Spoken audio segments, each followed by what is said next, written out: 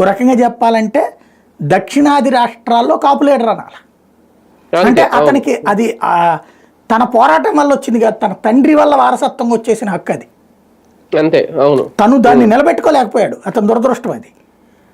అది అతని ఆర్థిక పరంగా గనక అతను సెటిల్ అయ్యి ఉంటే గనక ఈ కథ వేరేగా ఉండేది, రాష్ట్ర రాజకీయాలు వేరేగా ఉండేవి.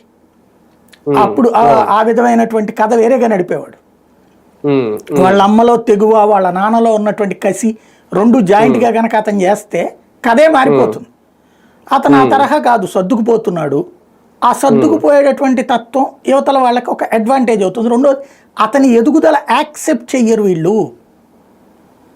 అతను ఎదిగితే తెలుగుదేశంలో ఒక బలమైన కాపు లీడర్. ఎందుకు గంటా శ్రీనివాసరావుని పక్కన పెట్టారు?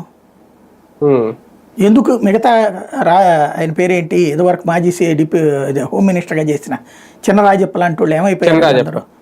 తెలుగుదేశంలో కాపులకి ఇప్పుడు ఒక రకంగా పవన్ ఇంపాక్ట్ పడుతుంది.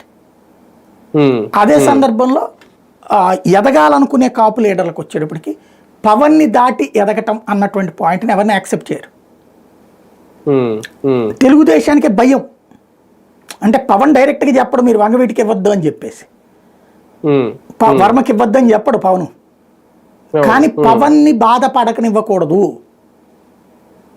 అన్నటువంటి ఫీలింగ్ తెలుగుదేశానికి ఉంటుందిగా. ఇది పొత్తు ధర్మం పాటిస్తుంది కదా. కాబట్టి వంగవీటి రాధాకి మేబీ నేను అనుకోవడం ఏంటంటే ఎలక్షన్స్ ముందు ఇస్తారు, ఇచ్చే ముందు పవన్కి చెప్తారు, పవన్ అప్పుడు తప్పు లేదంటాడు. 2027లో ఇస్తారనుకుంటున్నాను నేను. కానీ కృష్ణా జిల్లా వరకు చూసుకుంటే అంటే వేర్వేరు సామాజిక వర్గాలైనా ఒకప్పుడు ఈ రెండు వర్గాలే ఎక్కువ ప్రాతినిధ్యం వహించేవి అనేది, దేవినేని వర్గం, వంగవీటి వర్గం.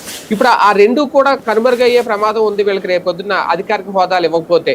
ఓకే, ఇప్పుడు దేవినేని అవినాష్ గారు ఉన్నారు, ఆయన వైసీపీలో ఉన్న, ఆయన కూడా వారసత్వాన్ని నిలబెట్టుకోలేకపోతున్నారు, ఆయన గెలవలేకపోతున్నాడు. ఇప్పుడు ఆ పార్టీ లేదనుకోండి, వంగవీటి రాధాకి ఇచ్చుంటే ఆ వంగవీటి వారసత్వాన్ని నిలబడి